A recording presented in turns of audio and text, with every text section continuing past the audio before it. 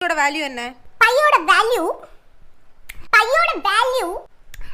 அடச்சி சொல்லு. 5 தப்பு.